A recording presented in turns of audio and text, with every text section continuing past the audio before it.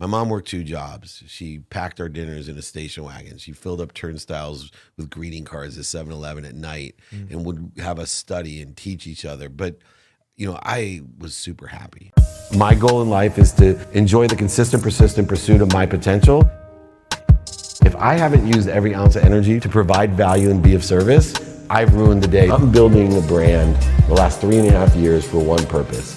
I want to empower over 1 billion people to be happy. That will empower 1,000 people in your lifetime to empower 1,000 people simply to be happy, to make more money, help more people, and have more fun. My mom worked 2 jobs. She packed our dinners in a station wagon. She filled up turnstiles with greeting cards at 7-Eleven at night and would have us study and teach each other. But, I was super happy. And I think it's important because through these 3 phases of understanding of what people have, you can live in a world of not enough, just enough, or more than enough. And although I had nothing, sometimes it was tough to eat. A good day out for the Meltzer kids was we would get 2 large French fries in a big bowl and 6 kids get to share it. We had a 2-bedroom apartment, but I was super happy. Right.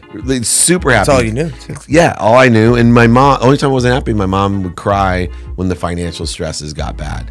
I was sitting there and I'd see my mom crying because the car broke down, figuring out how we were going to have money for food or something.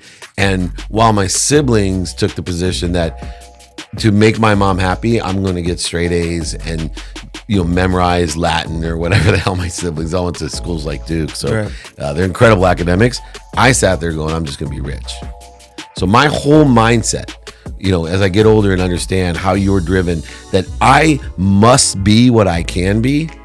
And I knew I could be rich and I must be it. And so my whole life was driven to this idea that money was going to buy me happiness that I'd never had. Right.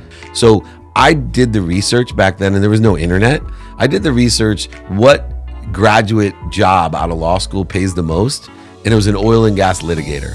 Then I did my research to find out what law school had the most graduates working for the big oil companies like Shell and Chevron and those. Smart, man. And how much they make. I literally reverse engineered. They had the best maritime law program, oil and gas program.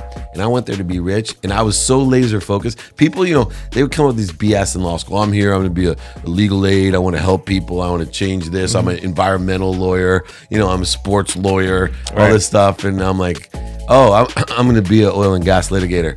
Oh, why? I was like, make a lot of money. Exactly. Literally, I tell everyone, my nickname in college was Money. I was so money driven. I identified, defined myself by money. Everything was money. Made $1 million 9 months out of law school. Wow. And it just reinforced money, bought love and happiness because I bought my mom a house and a car, paid off my law loans. And at 24, I just turned 25. I was super happy. But the reason I bring that up is as I got married to my dream girl, we now had everything. And she kind of bought into the money side of stuff. Now that she's older, she'll admit. But I was happy where I was at. She wanted me to build this huge home. And I did. Now I keep going. I build the house. I'm lying in bed. In one key moment right there, I look up in the ceiling the day we moved in. And I remember telling myself, oh shit, I never had felt so empty in my life. It was like the pinnacle that had nothing left to buy. I owned everything that I dreamed of, from cars to, Ferrari, not to Ferrari, but stupid stuff. I was doing everything and literally so empty. And then I went on a terrible solution to that. Buy more things, buy different things, surround myself with the wrong friends. Started going to places I shouldn't go. Yeah. I was drinking too much, dabbling in other things I shouldn't be doing. Yeah. And my wife caught it immediately. She said, you're not paying attention. And we had a lot of money. Yeah. And my attitude, arrogance was, she was spiritual. She did all kinds of meditation and readings. And I was like, what do you know? I made all this. Literally, what are you complaining about? I have a Ferrari and a Porsche in the garage. You have a live-in nanny. And you don't work. Right. You used to see what my poor mom would do, right? Right, you compare the two. And the hardest part for people to understand is when you have a lot of money, you don't go bankrupt and lose it in one night. It took 2 years. So for me, the hardest part was I changed before I started or actually lost everything. Gotcha. Okay. I was starting to change. Yeah. I was in a lawsuit. My ego was in my way. Yeah. But it was too late. And the hardest part was when I actually went bankrupt in 2009. Okay. You went BK. BK. Okay. My bad behavior started in 2007. Okay. In BK in 2009, I had already met Leigh Steinberg. I was running the most notable sports agency. Yep. I was meditating every day. Okay, you had your act together. Yeah, I had my act together. Here's the coolest thing about my entire life, in my opinion, is I'm one of the few people that bottomed out 2 years before I lost everything. Like most people could tell you that story.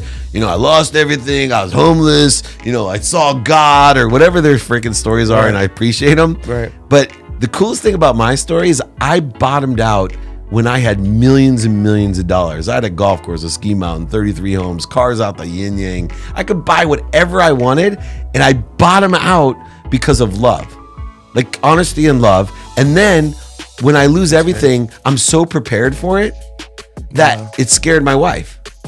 I made $1 million 9 months out of law school. I was $100,000 in debt from law school. I didn't know anything, never had a real job. I didn't have any rich friends. To, hey, I just lost over $100 million, but I've learned a ton, right? I've literally have no debt. You know, I may not own anything, but I've always treated people nicely. I have huge friends.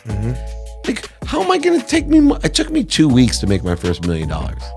2 weeks. And I'm there with my first check going, hey, everything's gonna be awesome, but I'd like to give this money for a scholarship. And my wife literally started to cry and say, oh my gosh, you finally get it.